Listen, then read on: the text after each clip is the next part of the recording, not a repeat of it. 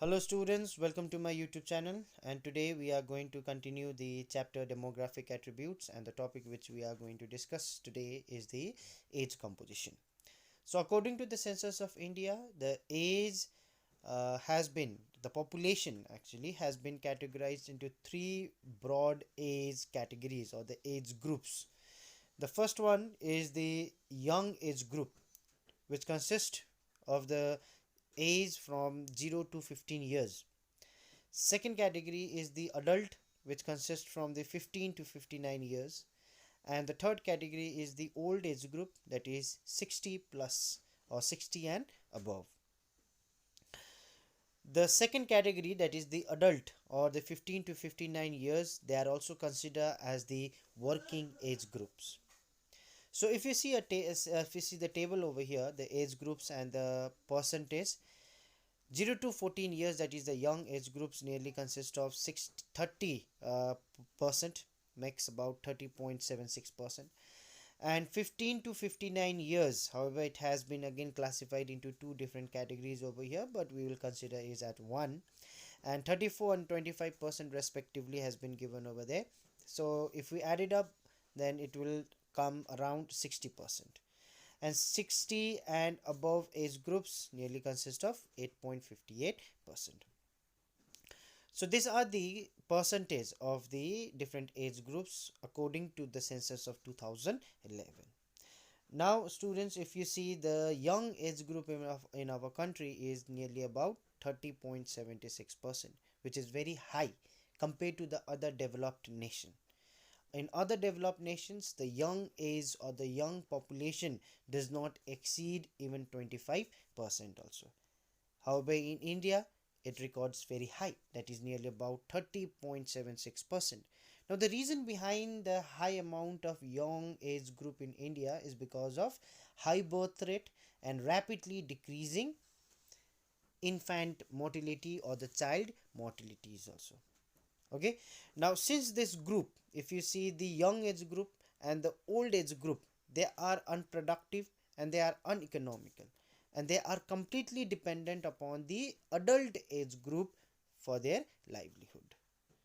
Okay, so this kind of population is also termed as dependent population because they are completely dependent upon the adult age group for their survival. Now, on the other hand, again, the working age group, that is from 15 to 59 years, okay, they are biologically must reproductive, economically must active, and spatially must mobile also. Okay, so this also supports the population of other two categories. So that is the reason they are considered as the working age group. Now, students, few changes has been seen in the composition of population of India over the years, like declining birth rates and death rates. For example, if you see in the year 1971, the young population, the percentage of young population was around 42, which has come down to 30.76% in 2011. As well as the age old groups, which has 6% in 1971, has increased to 8.6% in 2011. Now this is because of the decline in the birth rates as well as in the death rates also. However, the young, the old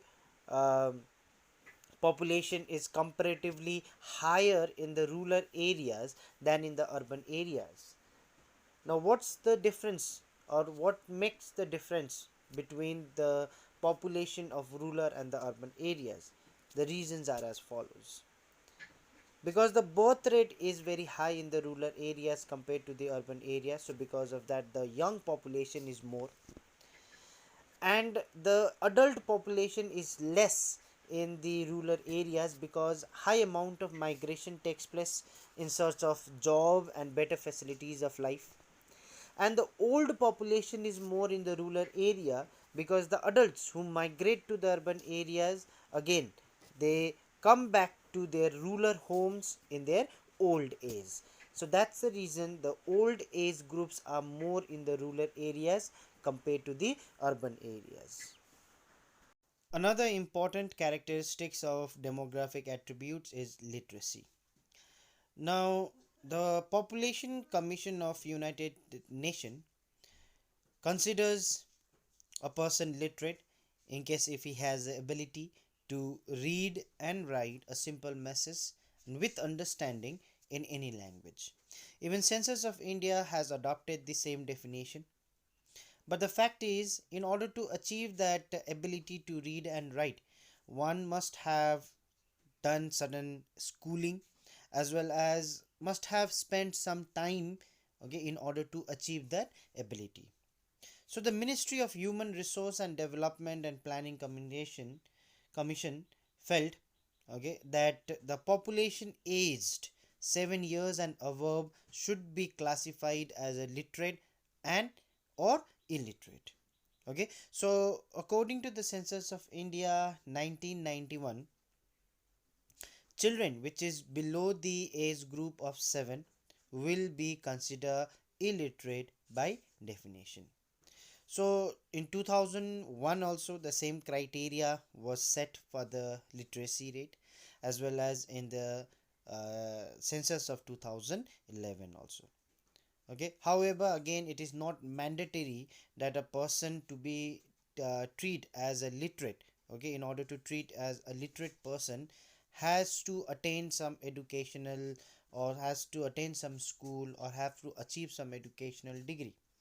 Okay, a person will get this ability of reading and writing and understanding any language through the adult classes also, or the night schools also, or through any non-formal educational system. Okay, so according to the census of 1991, a definition or criteria was fixed that the children of age group below the age group of 7, okay, will be considered as illiterate. We can also calculate the literacy rate by applying the following formula, by dividing the literate population by total population into 100. So we calculate the literacy rate in percentage, so that's why into 100. However, this formula was adopted up to the census of 1981. But in 1991, again, Census of India has adopted a different definition for the literacy. So another measure or the another formula has been again adopted in order to calculate the literacy rate. So the another formula is literacy rate equals to literate population by population in the age group of 7 years and above into 100. Now this second formula has been adopted from the census of 1991, because in 1991 just now which we have done, like the age group or the children which is below the age group of 7 will not be considered as the literate population. So that is the reason this second formula has been adopted. Now, if you see the literacy rate of our country over the years, it has grown considerably. Like in the year 1901, 5.35% of literate people were present, which has increased to 64.32% by the year 2011. Now, before the independence, we can see very slow growth of literacy rate was there in India, but after the independence, the growth rate has increased considerably. However, again, we can see the difference between the male and female literacy rates also, and there are various reasons behind the low literacy rate in the female. So that also we are going to see afterwards. Now, as the population of India has increased over the years, number of literates and the illiterates also has increased. But a significant milestone has reached in the census of India in 2001, where we can see the decline in the number of illiterate people.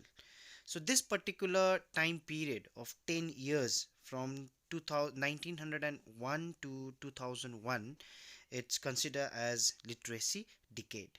because in 1901 the number of illiterates were 32.82 crores, which came down to 26.62 crores in the year 2001. So this 10 years of time period is considered as literacy decade. Okay, students, so in this table we can clearly see the difference between the male and female literacy ratio as well. So those census years are after the independence.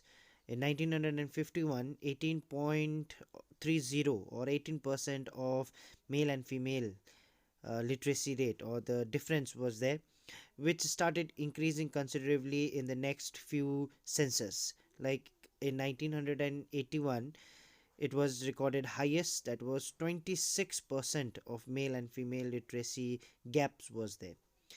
However, it started decreasing after 1991. In 2011, it has recorded just 16% of male and female gaps, and it's a very good sign. The decline in between the male and female literacy rate, okay, the gaps, the difference, it has started declining, and it's a very good indicator to the society as well, because in our society the male child is are preferred more than the female child, so better educations are given to the male. Okay, so I hope further it will decline. However, again, the regional patterns of the literacy rate is not same everywhere. It differs from state to state as well as from union territories also. So there are some states which records the highest amount of literacy rate. There are some states again which records the lowest amount of literacy rates as well. So I request the students to pause the video and go through the table once and find out the states with the high and the low literacy rates. Now, according to the age composition, 15 to 59 years of age group falls under the category of working population. But within that category also some amount of people they don't work. They fall in the non-working categories. Now that workers contribution also is it is showed in the participation rate, means how much of people are actually working in the total population, that is your participation rate. Okay, so the different types of workers are also there again. According to the census of 1981, if an individual is indulged in any economical gainful work for the period of 183 days in a year, that means half a year or more than 6 months, is considered as main workers. Now if an individual is working less than the 6 months in a year, then it is considered as the marginal workers. Now in India, the participation rate of our country is quite low. Only 39.8% of people are actually working in India. So nearly two-thirds of the Indian people are non-workers and are dependent upon the workers. Now the male participation rate is quite higher compared to the female participation rate. Male participation rate is 51.7%, whereas the female participation rate is just 25.6%. And again, a difference between the rural and the urban components of population within in terms of workforce, again it differs. So as the characteristics of workforce in India has been discussed above, so which shows or which reveals that our country has underdeveloped state of economy. But if the development process increases and more number of people are engaged in the uh, like economically gainful work and all, then definitely the country will also progress.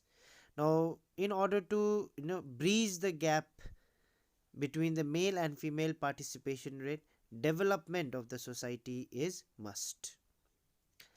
The next characteristics of demographic attributes is occupation, without which the study of population is completely meaningless.